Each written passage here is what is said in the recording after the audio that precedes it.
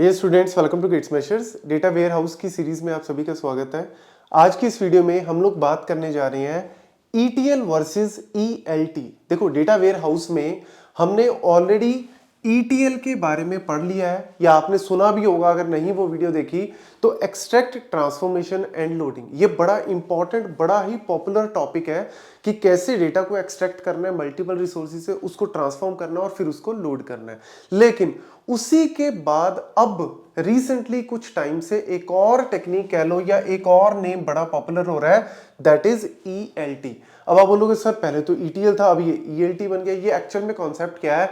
Simple सी बात है यार, डिमांड एंड सप्लाई वाली बात है। जिस तरीके से हमारी डिमांड चेंज होती है उसी तरीके से हमें चीजों की सप्लाई करनी पड़ती है। तो यहां पे मेन डिफरेंस क्या है कि यहां पे ETL के अंदर हम डेटा को पहले एक्सट्रैक्ट करते हैं, मल्टीपल रिसोर्सेज से एक्सट्रैक्ट करते हैं और उसके बाद उसको इंटीग्रेट करके उसको ट्रांसफॉर्म किया जाता है। ट्रांसफॉर्मेशन में बेसिकली क्या होता है, जैसे डुप्लीकेट डेटा, मिसिंग डेटा, जिसको डेटा क्लीनिंग बोलते हैं कि डुप्लीकेट डेटा है, मिसिंग डेटा है, एरर्स है, उनको हटाओ वहां से, फिर उस डेटा को ट्रांसफॉर्म करो। ट्रांसफॉर्म के अंदर हम उसको नॉर्मलाइज करते हैं, डिस्क्रिटाइजेशन करते हैं, बहुत सारी चीजें। जब उसको साफ सुथरा करके फाइनली फिर उसको हम क्या कर देते हैं, लोड कर देते हैं। और लोड करने के बाद डेली बेसिस पे जो भी इसको यूज करना चाहता है इस साफ सुथरे डेटा को, वो पावर BI में डाल के या टैब्ल्यू में डाल के उस डेटा को एनालिसिस कर सकता है। उसके ऊपर से, उसके अंदर से कोई भी इंसाइट्स निकाल सकता है ताकि डिसीजन ले सके। ये सिंपल सी कहानी है। लेकिन बस यहां पे थोड़ा सा चेंज हो गया। अब आपसे अगर कोई पूछ ले कि ETL वर्सेस ELT, तो सिंपल एक ही लाइन में आप कह सकते हो, एक्सट्रैक्ट कर रहे हैं पहले डेटा को और उसके बाद डायरेक्टली उसको लोड कर रहे हैं। मतलब बिना ट्रांसफॉर्म किए, बिना डेटा की साफ सफाई किए, सीधा पहले उसको क्या कर देते हैं, वेयर हाउसेज में लोड कर देते हैं। लोड करने के बाद लेटर ऑन हम लोग उसको क्या कर रहे हैं, ट्रांसफॉर्म कर रहे हैं। तो यहां पे एक नई टर्म आती है, इसमें हमने सुना है data warehouse. Data warehouse मतलब कि सिंपली एक ऐसी जगह जहां पे हम लोग अपने डेटा को एक्सट्रैक्ट करके अलग अलग जगह से, जैसे किसी कंपनी के 1000 स्टोर्स है पूरे ऑल ओवर वर्ल्ड में, तो हर एक स्टोर का डेटा पहले, जो भी उनकी सेल हुई है, जितनी भी इन्वेंट्री है, सारी चीजें पहले निकाल के उसको इंटीग्रेट कर दिया, फिर उसको साफ सुथरा कर दिया और उसके बाद उसको लोड कर दिया वेयर हाउस में। फिर उसके बाद हमने इसको जो भी यूज करना है इसका यूज कर सकते हैं। यहां पे एक नई टर्म आ गई है, डेटा लेक।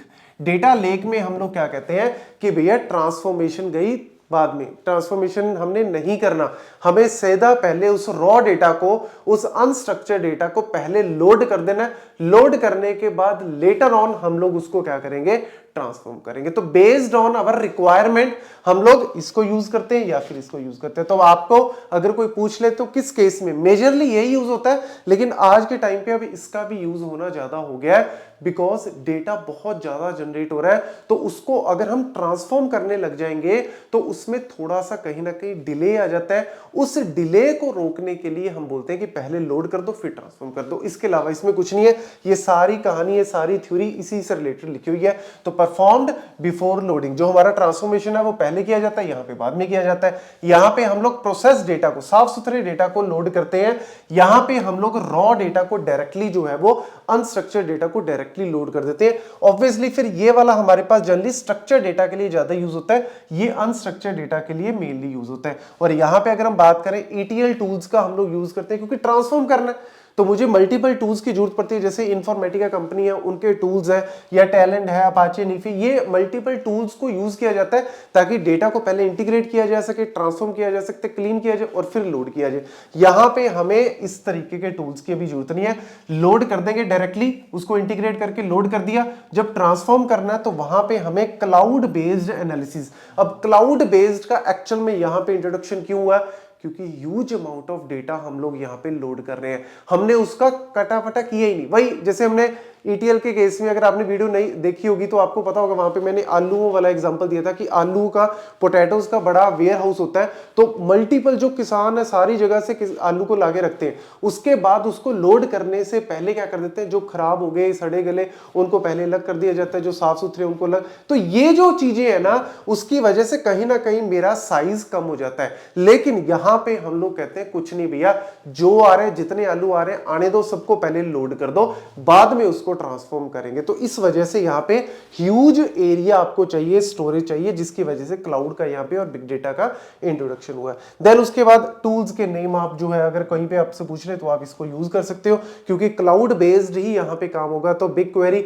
चाहे आप गूगल की यूज करो या फिर AWS का जो अमेजॉन वेब सर्विसेज है उनका रेडशिफ्ट यूज करो। इसके अलावा अगर मैं आपको रियल लाइफ सिनेरियो बताऊं तो किस केस में ये है, जैसे बैंकिंग का एग्जांपल लो या हेल्थ केयर का एग्जांपल हो, वहां पे आप रॉ डेटा डायरेक्टली नहीं डाल सकते, क्योंकि बैंकिंग के केस में अगर डेटा आ रहा है उसको पहले साफ सफाई करनी जरूरी है, क्योंकि बहुत सारी एंट्रीज ऐसी होगी, कोई फ्रॉड बेस्ड एंट्री है, कोई गलत एंट्री है, अगर आपने गलत एंट्री को लोड कर दिया और उसके ऊपर एनालिसिस कर दी तो काम गड़बड़, ऑब्वियसली सारा आंसर ही मेरा गलत आएगा, आउटलायर्स आएंगे। तो इसीलिए मेरे को उस केस में, हेल्थ केयर है, पेशेंट्स का डेटा, डिसीज से रिलेटेड कोई डेटा, तो गलत डेटा को आप नहीं कर सकते लोड।